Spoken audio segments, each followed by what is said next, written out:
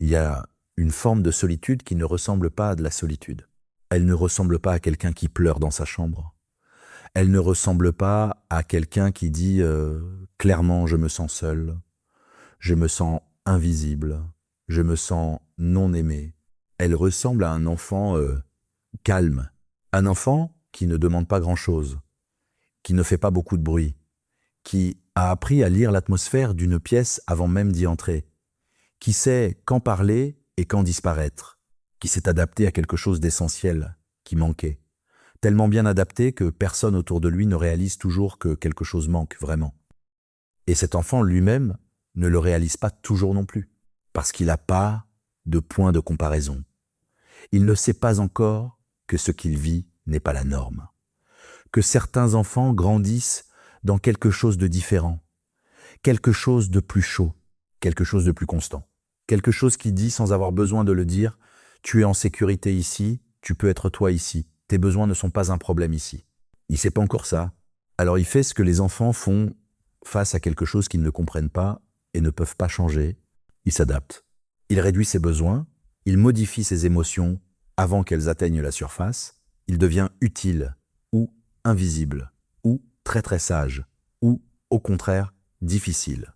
Parce que la douleur qui ne peut pas être reçue finit toujours par essayer d'être vue d'une façon ou d'une autre. Et les années passent, l'enfant grandit, un adulte prend sa place à l'extérieur, quelqu'un de fonctionnel, peut-être de réfléchi, peut-être de compétent dans plein de domaines de sa vie, mais quelque part sous cette surface. Quelque chose attend encore. Une vieille question qui n'a jamais trouvé de réponse claire.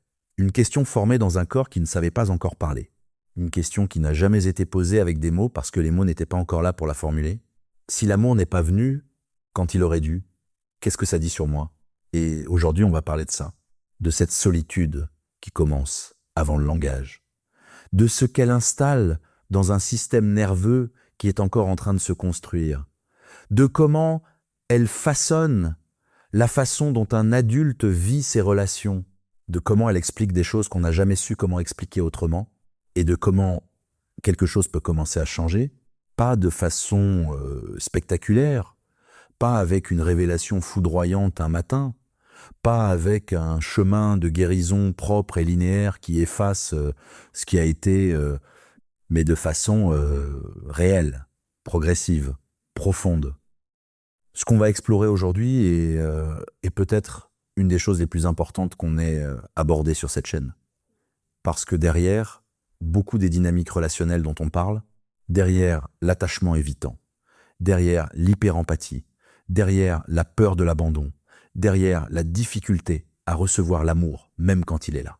Il y a souvent cette histoire-là, celle d'un enfant qui a appris à survivre sans être vraiment porté. Et cet enfant vit encore quelque part à l'intérieur. Premièrement, comment un enfant apprend à survivre sans être vraiment porté et ce que ça installe dans son système pour des années. Commençons par quelque chose d'important. La négligence émotionnelle dans l'enfance ne ressemble pas toujours à ce qu'on imagine quand on entend ce mot. Elle ne ressemble pas nécessairement à un enfant laissé seul, à une maison vide, à des parents absents physiquement, à quelque chose de visible et de clairement identifiable comme un manque. Parfois, elle ressemble à une maison pleine, des repas préparés, des vêtements propres, des parents présents physiquement, une structure, des routines, les choses nécessaires à la survie qui sont là.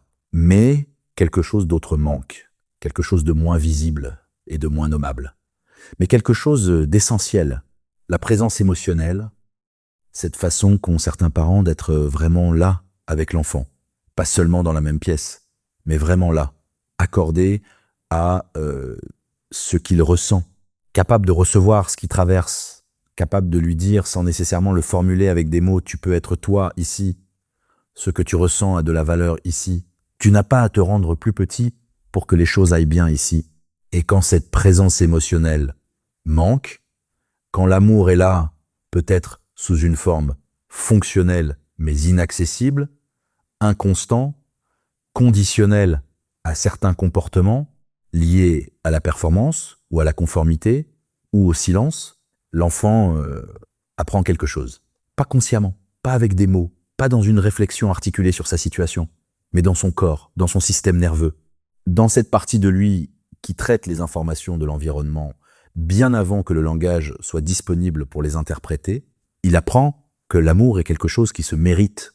Et cette leçon, aussi invisible soit-elle dans la façon dont elle s'installe, change quelque chose de fondamental dans la façon dont il se rapporte au monde. Laisse-moi te montrer exactement comment ça se produit avec quelque chose de très concret. Imagine un enfant de 4 ou 5 ans, il tombe, il se fait mal. Pas gravement, mais il a mal. Et quelque chose, on lui cherche automatiquement quelque chose.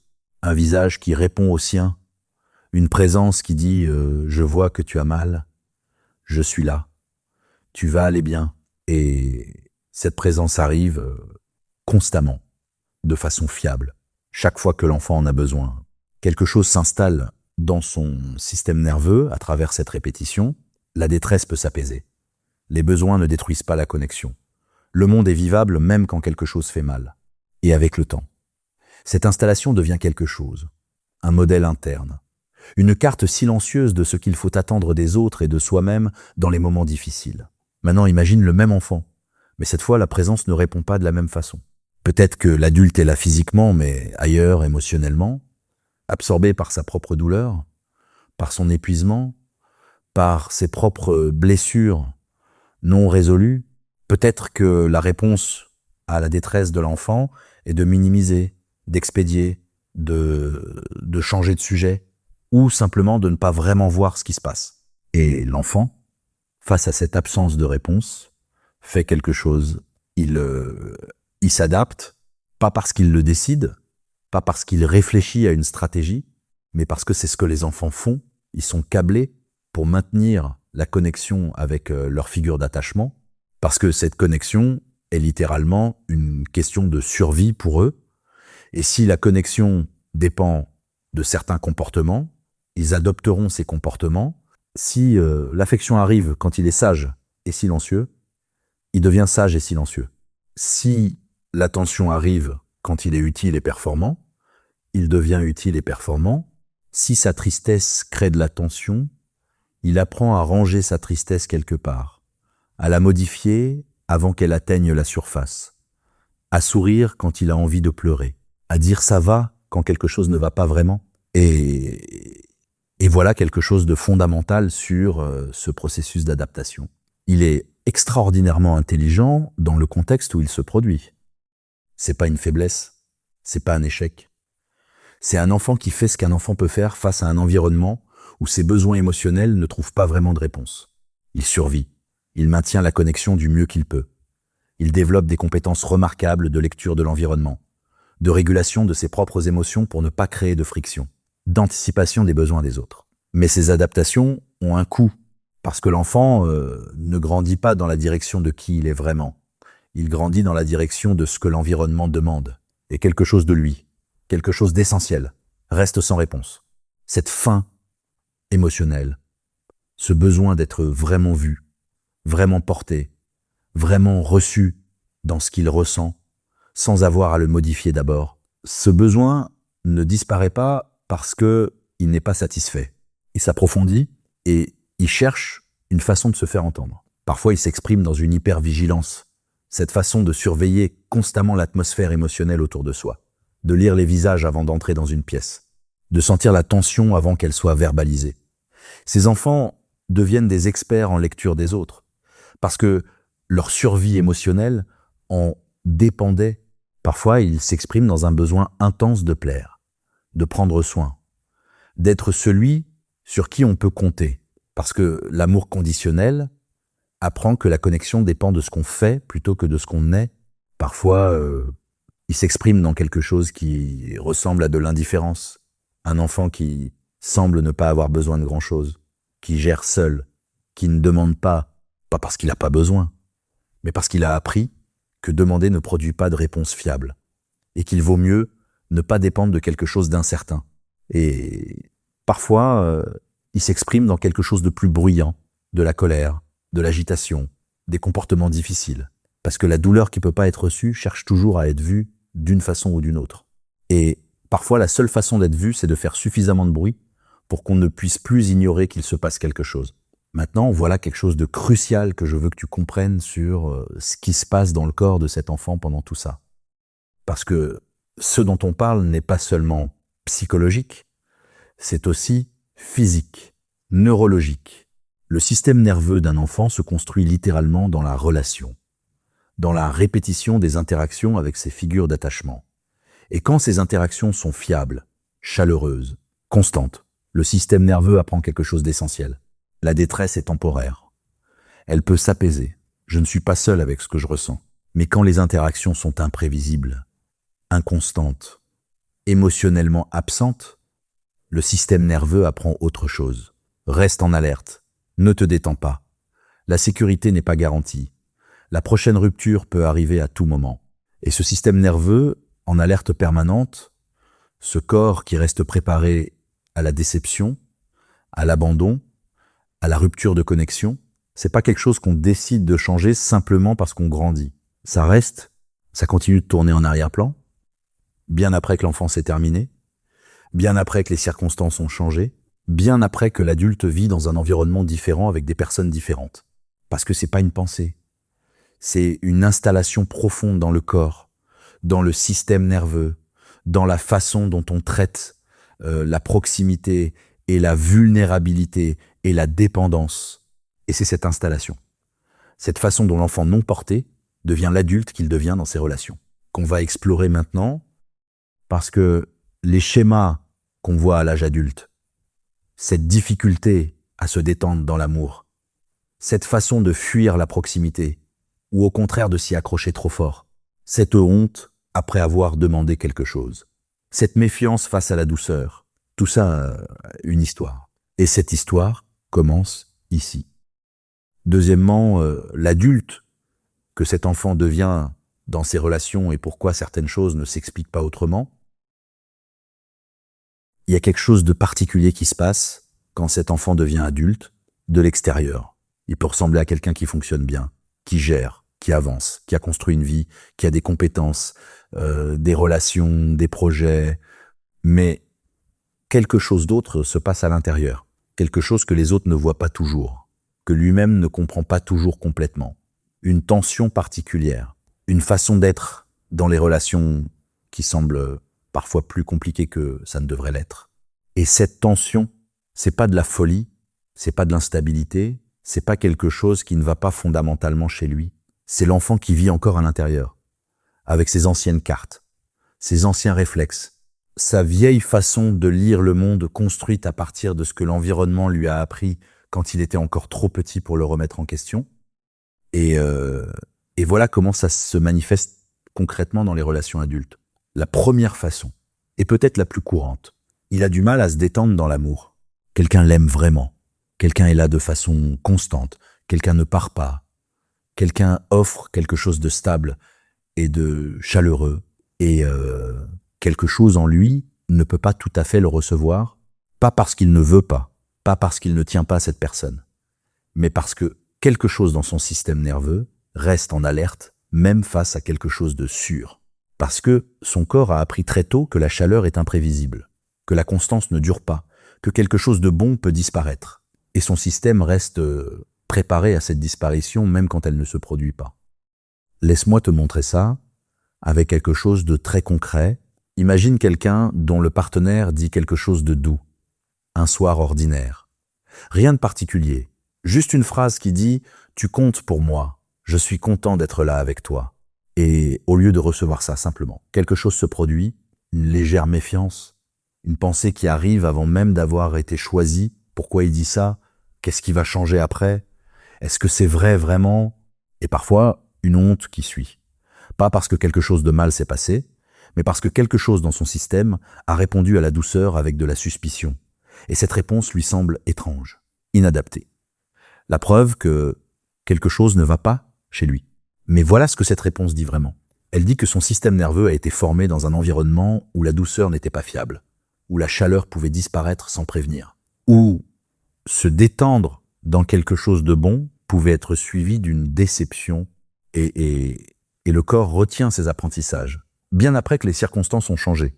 La deuxième façon dont ça se manifeste, Il a des réactions qui semblent disproportionnées par rapport au moment présent, un message qui tarde à arriver, et quelque chose en lui réagit comme si quelque chose de beaucoup plus grave se passait, un changement de ton dans la voix de quelqu'un qu'il aime, et quelque chose s'effondre intérieurement avant même d'avoir évalué si c'est vraiment grave.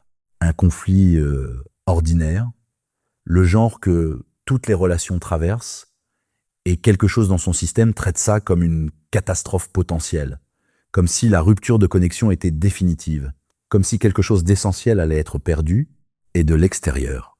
Quelqu'un qui ne comprend pas cette histoire pourrait dire qu'il exagère, qu'il est trop sensible, qu'il réagit de façon disproportionnée.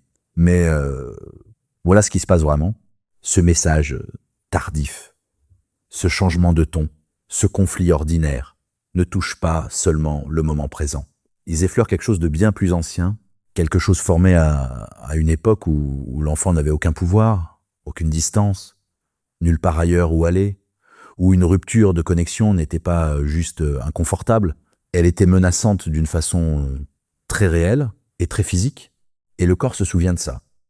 Même si l'esprit sait que la situation actuelle est différente.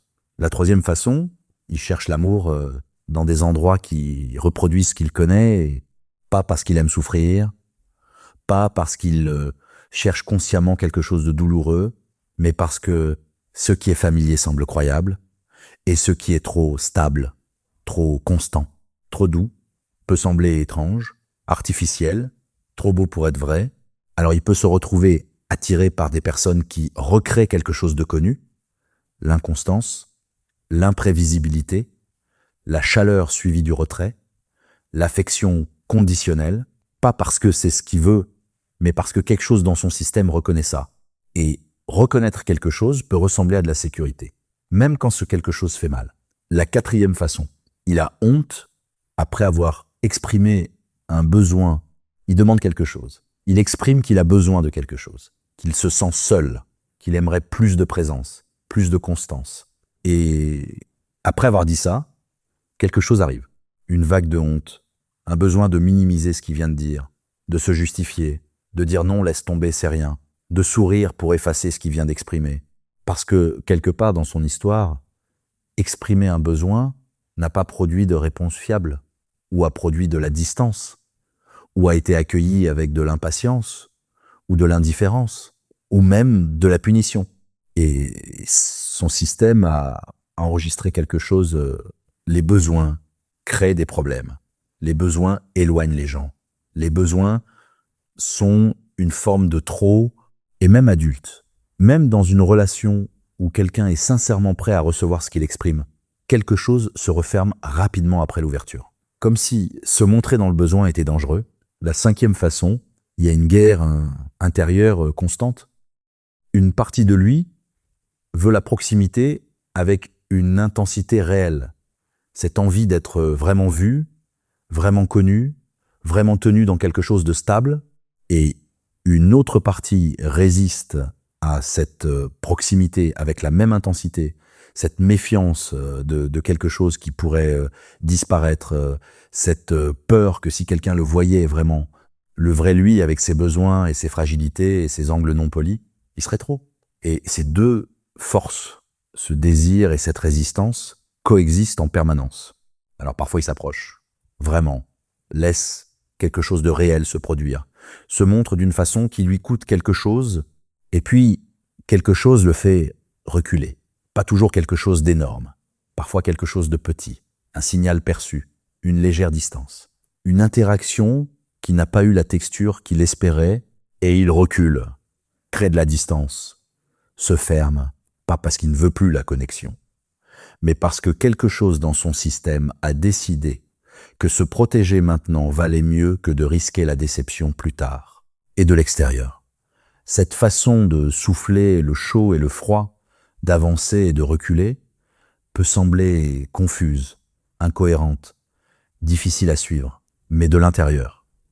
C'est quelqu'un qui fait ce qu'il a toujours fait, survivre à l'intérieur d'une tension qu'il ne sait pas encore comment résoudre autrement.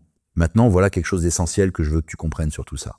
Ces schémas, cette difficulté à recevoir l'amour, ces réactions disproportionnées, cette attraction pour ce qui est familier même quand c'est douloureux, cette honte après le besoin, cette guerre intérieure entre désir et résistance. Rien de tout ça n'est un défaut de personnalité. Rien de tout ça n'est la preuve que quelqu'un est impossible à aimer, ou trop compliqué, ou fondamentalement cassé. C'est la preuve que quelqu'un a survécu à quelque chose, que son système nerveux a fait ce qu'il devait faire, avec les informations qu'il avait, que ses adaptations étaient intelligentes dans le contexte où elles se sont formées. Et que maintenant, à l'âge adulte, ces mêmes adaptations créent des frictions dans des contextes où elles ne sont plus nécessaires. Mais pour que quelque chose commence à changer, il faut d'abord que quelque chose soit vu, et c'est souvent là que quelque chose de décisif se produit. Ce moment où quelqu'un commence à voir son propre schéma pour ce qu'il est vraiment, pas un échec personnel, une histoire. Et c'est exactement là qu'on va maintenant. Troisièmement, le moment où quelque chose commence à se révéler, et pourquoi nommer la blessure change quelque chose de fondamental. Il y a un moment dans certaines vies, pas toujours dramatique, pas toujours attendu. Parfois il arrive dans un cabinet de thérapeute, parfois dans une rupture, qui ressemble à toutes les précédentes, mais qui fait quelque chose de différent cette fois. Parfois dans un épuisement profond après des années de calme apparent. Parfois dans le silence après une relation qui semblait étrangement familière. Parfois dans une seule phrase entendue au bon moment. Ce que tu as vécu avait un nom. C'était de la négligence émotionnelle. Ce n'était pas ta faute. Et quelque chose change dans ce moment. Pas tout, pas immédiatement, et pas de façon simple et propre, mais quelque chose. Laisse-moi te montrer exactement ce qui change et pourquoi c'est aussi important, avant ce moment. La façon dont quelqu'un porte son histoire ressemble souvent à quelque chose de précis. Il porte les schémas, mais il les interprète comme des défauts personnels. Cette difficulté à se détendre dans l'amour, il se dit que c'est parce qu'il est trop méfiant, trop fermé, trop compliqué. Ses réactions disproportionnées face à des moments ordinaires. Il se dit qu'il exagère, qu'il est trop sensible, qu'il devrait être capable de gérer ça mieux, cette honte après avoir exprimé un besoin. Il se dit qu'il est trop dépendant, trop exigeant, trop quelque chose. Et cette façon d'interpréter ces schémas comme des défauts personnels fait quelque chose de particulièrement cruel. Elle ajoute de la honte à la blessure. Non seulement il porte quelque chose de difficile, mais il se croit responsable de ce qu'il porte. Il se croit le problème. Et cette croyance l'isole encore davantage. Parce que la honte dit cache, la honte dit ne montre pas ça. La honte dit si les gens voient vraiment qui tu es, ils comprendront pourquoi tu es si difficile à aimer. Et cette isolation est peut-être la chose la plus douloureuse de toute cette histoire. Pas la blessure originale elle-même, mais la façon dont elle a été portée seule, interprétée comme un défaut, transformée en preuve de quelque chose qui ne va pas fondamentalement, et puis quelque chose se révèle. Ce moment où le schéma commence à devenir visible pour ce qu'il est vraiment, pas un défaut, une adaptation, pas une preuve que quelqu'un est impossible à aimer, une preuve que quelqu'un a survécu à quelque chose sans les ressources nécessaires pour le traverser autrement. Laisse-moi te donner un exemple très concret pour que tu vois exactement ce que cette révélation change. Imagine quelqu'un qui a toujours eu du mal à demander de l'aide, qui fait tout seul, qui minimise ses besoins, qui dit ça va, quand c'est pas vraiment le cas, et qui se dit, depuis des années, qu'il est juste comme ça, indépendant, fort, quelqu'un qui n'a pas besoin de grand-chose. Et puis, un jour, il comprend quelque chose, que cette façon d'être n'est pas simplement sa personnalité, que ce n'est pas quelque chose qu'il a choisi librement, c'est quelque chose qu'il a appris très tôt, dans un environnement où demander n'avait pas de réponse fiable, où ses besoins créaient parfois de la tension, où être autonome et ne rien demander était la façon de maintenir une connexion dans un espace où la connexion était conditionnelle. Et quelque chose change dans la façon dont il se voit. C'est plus je suis quelqu'un qui n'a pas besoin de grand-chose. C'est j'ai appris à ne pas avoir besoin de grand-chose parce que c'était plus sûr à l'époque. Et cette distinction, aussi subtile qu'elle semble formulée comme ça, change quelque chose de fondamental. Elle sépare l'adaptation de l'identité. Ce qu'il a développé pour survivre n'est pas qui il est. C'est ce qu'il a fait pour traverser quelque chose. Et ce qui a été fait peut être regardé, compris et progressivement modifié. Maintenant, voilà quelque chose d'important sur ce moment de révélation. Il n'est presque jamais simple et propre. Il vient souvent avec quelque chose de difficile, du deuil. Parce que voir clairement, c'est aussi perdre certaines illusions, l'illusion que tout allait bien, que l'enfance n'avait pas vraiment laissé de traces, que ce qu'on a vécu n'était pas si grave. Et il y a souvent quelque chose de douloureux dans le fait de reconnaître que c'était grave, que quelque chose qui aurait dû être là ne l'était pas, que des besoins qui étaient légitimes et normaux et simplement humains n'ont pas reçu de réponse. Ce deuil-là, ce deuil de ce qui n'est jamais arrivé, est souvent plus difficile que le deuil de ce qui est arrivé. Parce qu'on peut pleurer quelque chose de concret, un événement, une perte visible, mais pleurer l'absence de quelque chose, la tendresse qui n'est jamais venue, la réassurance jamais prononcée, la joie jamais reflétée, l'amour ordinaire qui aurait dû sembler si naturel qu'il passerait inaperçu. Ça demande quelque chose de différent. Ça demande de reconnaître que quelque chose qui aurait dû exister n'a pas existé, et que cette absence a eu un impact réel, mesurable, qui n'est pas une exagération, qui n'est pas de la sensibilité excessive, qui est simplement la vérité de ce qu'on a vécu. Et voilà quelque chose que je veux qu'on aborde directement, parce que beaucoup de personnes arrivent à ce moment de révélation et font quelque chose, elles protègent l'image de ceux qui leur ont fait défaut. Parce que l'alternative semble trop difficile, parce que nommer la blessure peut ressembler à de la déloyauté, parce que certains parents ont fait ce qu'ils pouvaient depuis des mondes intérieurs eux-mêmes fracturés, depuis leurs propres blessures non résolues, depuis leurs propres limitations transmises de génération en génération. Et tout ça est vrai. Beaucoup de parents qui n'ont pas su porter émotionnellement leurs enfants n'étaient pas des personnes mauvaises. Ils étaient des personnes blessées, qui ont donné ce qu'ils pouvaient depuis ce qu'ils avaient. Et ce qu'ils avaient n'était pas suffisant. Mais voilà quelque chose d'essentiel.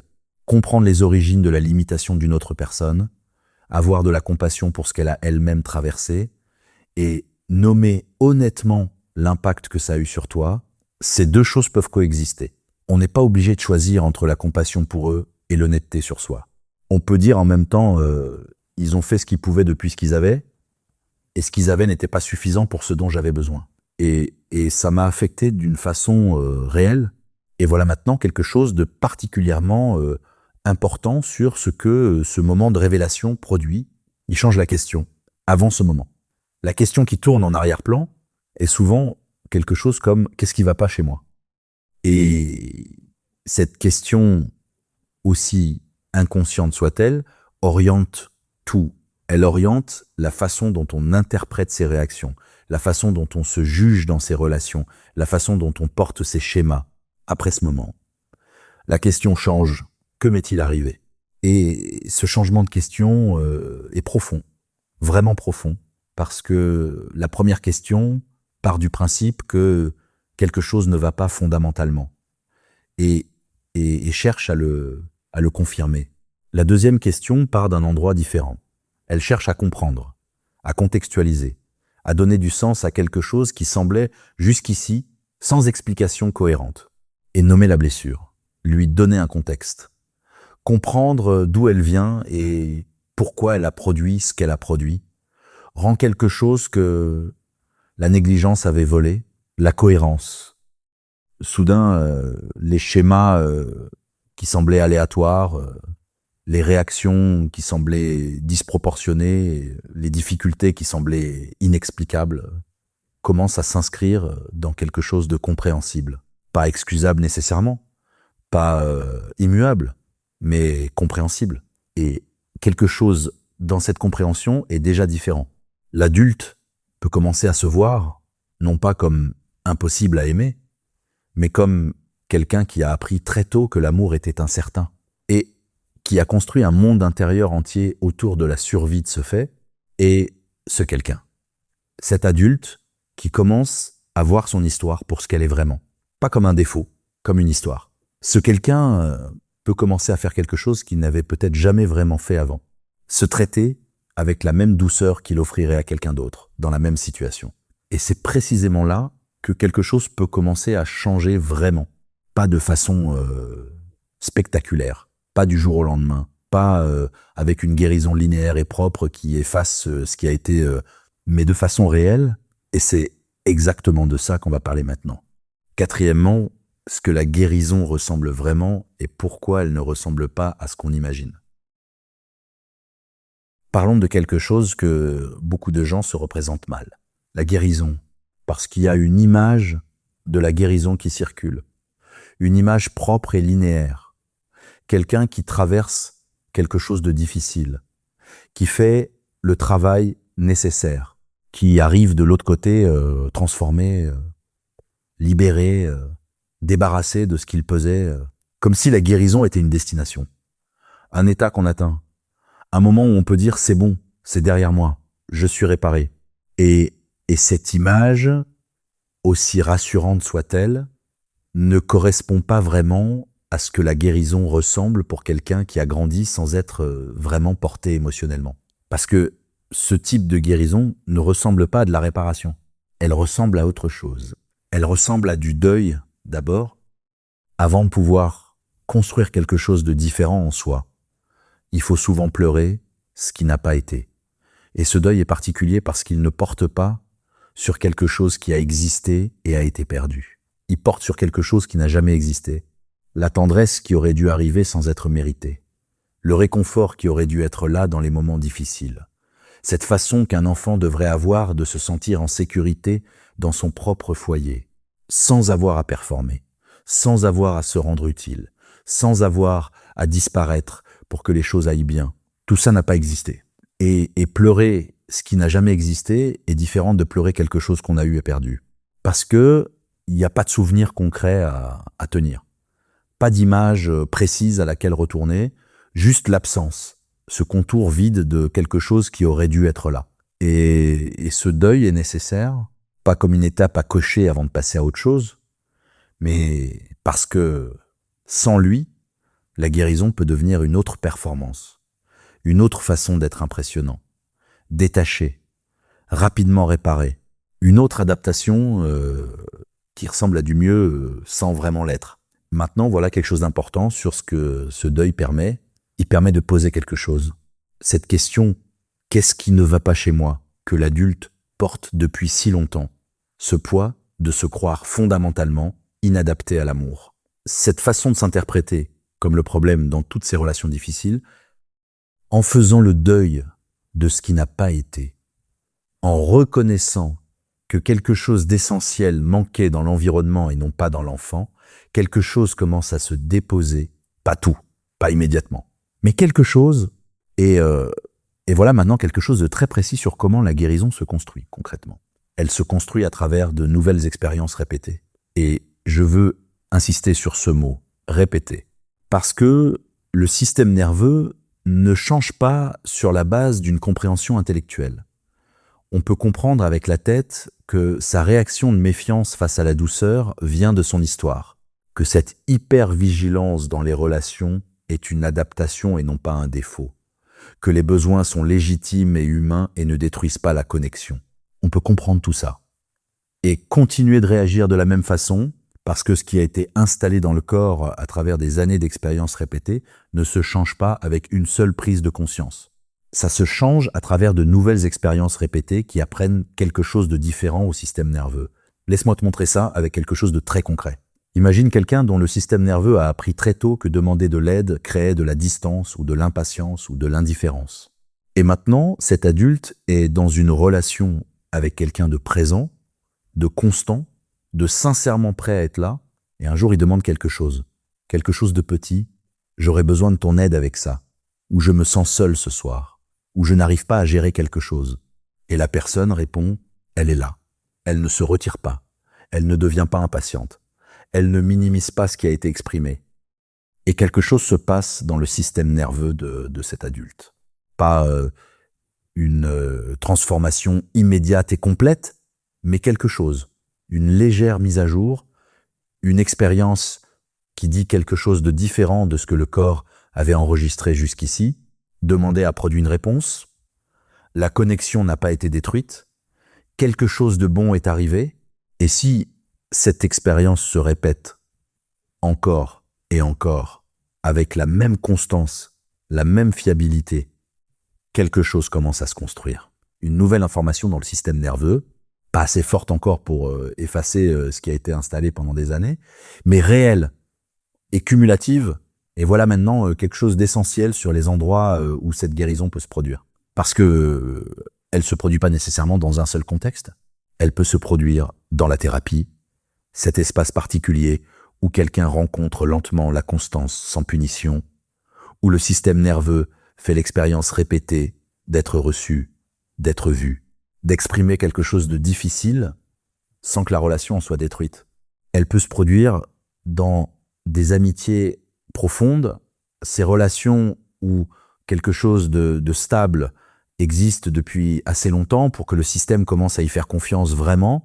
Elle peut se produire dans une relation amoureuse avec quelqu'un dont la constance est suffisamment fiable pour commencer à surprendre le corps, pour commencer à lui apprendre que la douceur ne disparaît pas toujours, que la connexion peut tenir à travers les moments difficiles, que dépendre de quelqu'un n'est pas nécessairement dangereux, et elle peut se produire dans la relation à soi-même. Cette façon de commencer à se traiter avec une douceur qu'on n'a pas toujours reçue, de remarquer les anciens réflexes avec de la curiosité plutôt qu'avec de la honte, de s'autoriser à avoir des besoins sans immédiatement les qualifier d'excessifs, de se reposer sans avoir à le mériter d'abord. Et voilà quelque chose de particulièrement important sur la façon dont cette guérison se ressent. Elle ne ressemble pas toujours à de la croissance. Parfois, elle ressemble à de la régression. Parce que quand quelqu'un commence à se permettre de ressentir ce qu'il avait appris à ne pas ressentir, quand les défenses commencent à s'assouplir un peu, quelque chose peut remonter, des émotions qui attendaient depuis longtemps parfois, dans cet espace où elles avaient été rangées parce qu'il n'y avait pas de place pour elles. Et cette remontée peut être déstabilisante, peut ressembler à quelque chose qui empire plutôt qu'il s'améliore, peut créer l'impression qu'on a fait quelque chose de travers, mais c'est pas ça qui se passe. C'est le début de quelque chose. Ce qui remonte n'est pas nouveau, c'est ce qui était là depuis longtemps. Ce qui peut maintenant être ressenti parce que quelque chose a commencé à être suffisamment sûr pour que ça puisse exister enfin. Et ressentir ce qui attendait, aussi inconfortable que ce soit, est une étape de la guérison. Pas un signe que quelque chose ne va pas. Maintenant, voilà quelque chose de très précis sur ce que la guérison produit avec le temps. Les anciens réflexes ne disparaissent pas complètement. Il peut encore y avoir des moments où quelque chose de petit déclenche quelque chose de grand, où la méfiance arrive avant la confiance, où la honte suit un besoin exprimé, où l'envie de disparaître remonte face à une proximité trop intense. Mais quelque chose change dans la façon dont ces moments sont vécus. Ils sont reconnus, au lieu d'être confondus avec la réalité, au lieu d'être pris pour une vérité absolue sur ce qu'on est et sur ce que l'autre ressent, ils commencent à être vus pour ce qu'ils sont. Des échos, des réponses automatiques venues d'une époque révolue, qui ont du sens dans leur contexte d'origine, mais qui ne sont pas toute la vérité du moment présent. Et cette reconnaissance change quelque chose.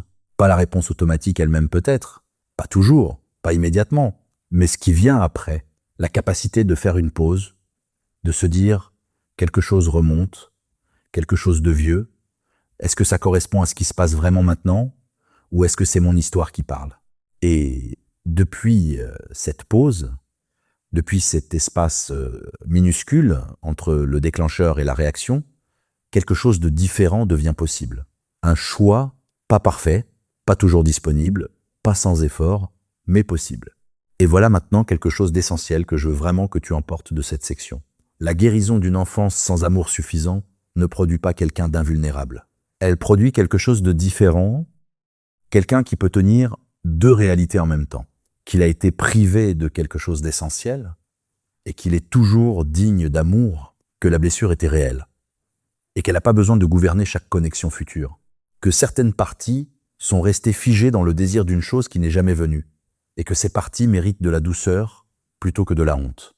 Et tenir ces deux réalités ensemble, sans avoir à choisir entre elles, sans avoir à minimiser l'une pour supporter l'autre. C'est peut-être ça la forme la plus profonde de la guérison. Pas l'effacement de ce qui a été, mais l'élargissement de soi autour de ce qui a été, pour que la blessure ne soit plus toute la vérité, pour qu'elle soit une partie de l'histoire parmi d'autres. Et depuis cet endroit plus large, quelque chose devient possible qui ne l'était pas avant. Construire un foyer intérieur, pas à travers la force, pas à travers le déni, pas à travers la performance de quelqu'un qui a tout réglé, mais à travers la répétition d'une nouvelle expérience, être accueilli sans avoir d'abord à devenir plus petit. On arrive au bout de ce qu'on a traversé ensemble aujourd'hui. Et je veux commencer cette conclusion par quelque chose. Pas une liste de conseils, pas des étapes à suivre, pas une formule de guérison en 3 points, juste quelque chose de vrai. Ce qu'on a exploré aujourd'hui est peut-être une des choses les plus fondamentales qu'on ait abordées sur cette chaîne. Parce que derrière, presque tout ce dont on parle ici, l'attachement évitant, la difficulté à recevoir l'amour, la façon de fuir la proximité ou de s'y accrocher trop fort, la peur de l'abandon, la honte après le besoin, derrière tout ça, il y a souvent cette histoire-là. Un enfant qui a appris à survivre sans être vraiment porté, et cet enfant a fait quelque chose de remarquable. Il a survécu, il a trouvé des façons de maintenir la connexion dans un environnement où la connexion était conditionnelle ou imprévisible ou émotionnellement absente.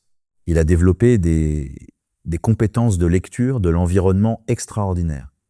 Il a appris à se réduire ou à se rendre utile ou à ne rien demander ou à performer ou à disparaître juste assez pour que les choses aillent bien.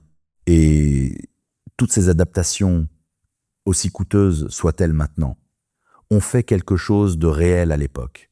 Elles l'ont gardé en lien, elles l'ont gardé fonctionnel, elles l'ont gardé vivant à l'intérieur d'une situation qui ne pouvait pas changer, et ça mérite d'être reconnu. Pas célébré de façon superficielle, pas transformé en quelque chose de positif à la légère, mais reconnu honnêtement, quelque chose de difficile a été traversé, et quelque chose en toi a trouvé une façon de continuer à exister à travers ça. Maintenant, voilà quelque chose que je veux que tu comprennes sur ce qui est possible. Ne pas avoir été suffisamment aimé enfant change une personne. Ça change la façon dont le silence est entendu, la façon dont l'affection est mesurée, la façon dont le corps se prépare à la déception avant que l'esprit ait rassemblé des preuves. Ça peut laisser une sensibilité particulière à l'absence. Un talent pour lire ce que les autres manquent. Un deuil privé qui apparaît dans des moments ordinaires. Une hésitation avant de demander de l'aide. Une étrange tristesse après avoir reçu de la gentillesse. Tout ça est réel et tout ça mérite d'être nommé, d'être vu, d'être porté avec honnêteté plutôt que minimisé. Mais voilà ce que tout ça ne fait pas. Ça ne définit pas tous les chapitres qui suivent. Le passé peut laisser des empreintes profondes, réelles, durables, mais il ne possède pas l'avenir. Et voilà maintenant les choses concrètes que je veux vraiment que tu emportes de tout ce qu'on a traversé ensemble aujourd'hui. La première, si tu te reconnais dans ce qu'on a décrit, dans cet enfant qui a appris à survivre sans être vraiment porté, dans cet adulte qui porte des schémas qu'il n'a pas toujours su expliquer, la question la plus importante n'est pas « qu'est-ce qui ne va pas chez moi ?» C'est « que m'est-il arrivé ?» Ce changement de question change tout.